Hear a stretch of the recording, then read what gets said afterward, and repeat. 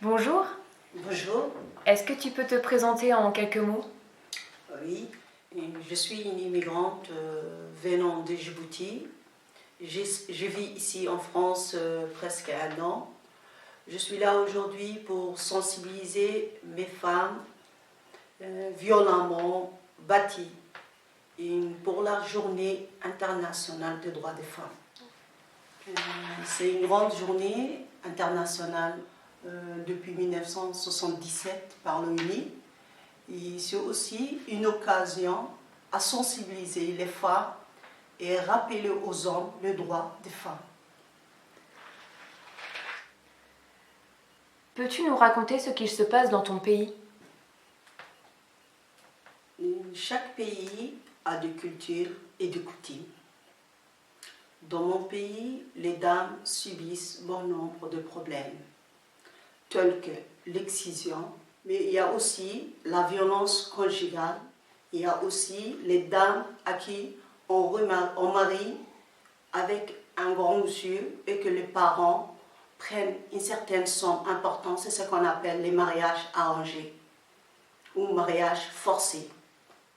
Il y a aussi la non-scolarisation où peut-être les femmes sont scolarisées mais elles n'arrivent pas à continuer ses études. La scolarisation, les parents ces derniers temps, avec les dernières années là, ils scolarisent les filles, mais ils ne donnent pas une grande importance. La fille n'arrive pas et n'a pas la possibilité de finir ses études jusqu'au plus bac ou après bac, elle n'arrive pas. C'est les 1/3 de la population qui arrive à s'en sortir, mais bon nombre de filles à des bas âges restent à la maison sans rien faire, sans études, sans avoir continué ses études. D'accord. Du coup, je suis parmi les dames qui sont victimes de l'excision.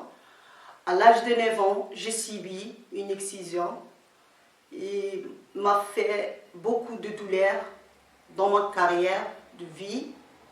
Et je n'arrive pas à enfanter normalement des enfants, mais aujourd'hui, j'ai la trouille et j'ai la peur pour que mes 2 filles restantes au village de Djibouti, avec leur grand-mère, subissent ce genre de problème que j'avais déjà vécu. Est-ce que tu peux nous préciser en quoi consiste l'excision?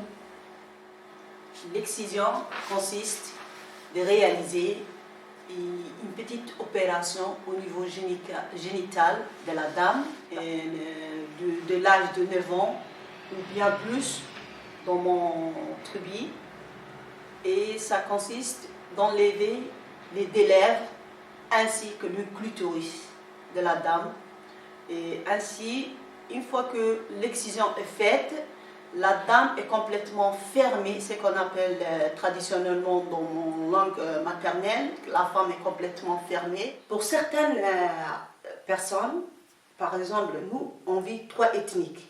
Il y a l'ethnie arabe, il y a l'ethnie afar et l'ethnie somalienne. Pour les Somaliens dont moi je figure, c'est à l'âge de 9 ans, de 8 à 9 jusqu'au 14 ou à peu près, jusqu'à l'âge de puberté de la dame. Mais du côté des Arabes, c'est dès la naissance, la journée où elle est née, une semaine après, dès la naissance, jusqu'au 14. Mais chez les Afars aussi, c'est comme ça, c'est dès la naissance. Qu'est-ce qu'il faudrait faire pour arrêter ce genre de coutume? Dans mon pays, il n'y a pas d'oreille attentive pour les problèmes. Les femmes sont livrées à elles-mêmes. Notre gouvernement réceptionne de séminaires et de subventions auprès du monde entier, mais les choses ne se changent pas. Il ne fait pas l'arbitrage. Lorsque les femmes sont en difficulté, surtout dans le domaine de l'excision. Il prépare souvent des émissions ou bien des séminaires, mais il y a toujours la corruption derrière ça. La police n'intervient pas au bon moment, ou même la personne n'arrive pas à avoir une justice bien qualifiée. Donc c'est la raison pour laquelle bon nombre de femmes souffrent dans mon pays et n'arrivent pas une possibilité de s'en sortir. Toi, à ton échelle, comment tu as fait pour lutter contre ça? Moi, je sensibilisais les femmes, j'amenais les femmes chaque vendredi après chez moi. Je les informais comme quoi ça ne va pas. Il me semblait aussi que tu as lutté contre l'excision. Oui, j'ai sauvé même deux petites filles de mon quartier. On m'a informé, on m'a dit telle femme existe ce défi aujourd'hui. Je suis allée le voir, j'ai eu les convaincus et j'ai même montré mes problèmes. J'ai même informé mes problèmes.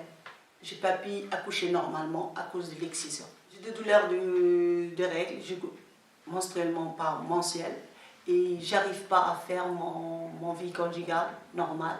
C'est douloureux. Et non seulement, il y avait un moment où j'arrivais pas à uriner correctement.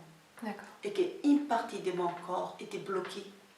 Elle a paniqué, ma mère, elle a pleuré parce qu'elle ne voulait pas. C'est la grand-mère qui nous a induit cette horreur-là.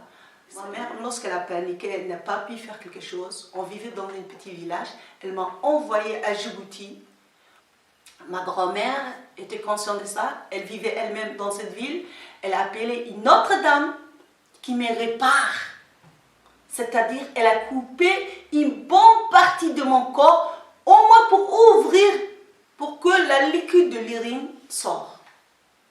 D'accord. Et dès aujourd'hui, j'ai des infections urinaires à cause de ça. Et je réfléchis et j'ai pris conscience qu'en quoi je dois être réparée parce que c'est pas possible. À chaque fois que je tombe malade pour une infection urinaire, toute autre maladie plus grave pourrait subvenir. Ici en France, je pense que je vais lutter, je luttais et je lutterai pour tout bien féminine.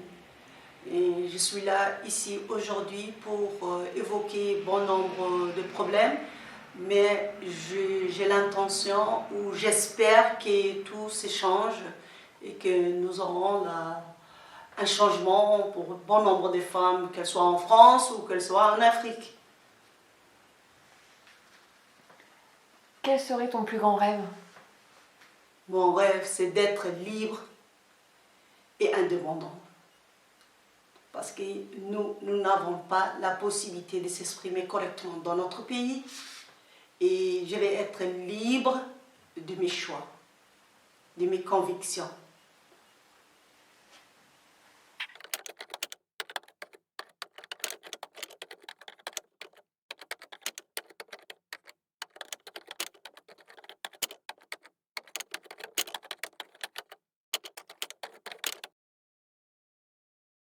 Nous qui sommes sans passé, les femmes, nous qui n'avons pas d'histoire, depuis la nuit des temps, les femmes, nous sommes le continent noir, debout, fameux esclaves, et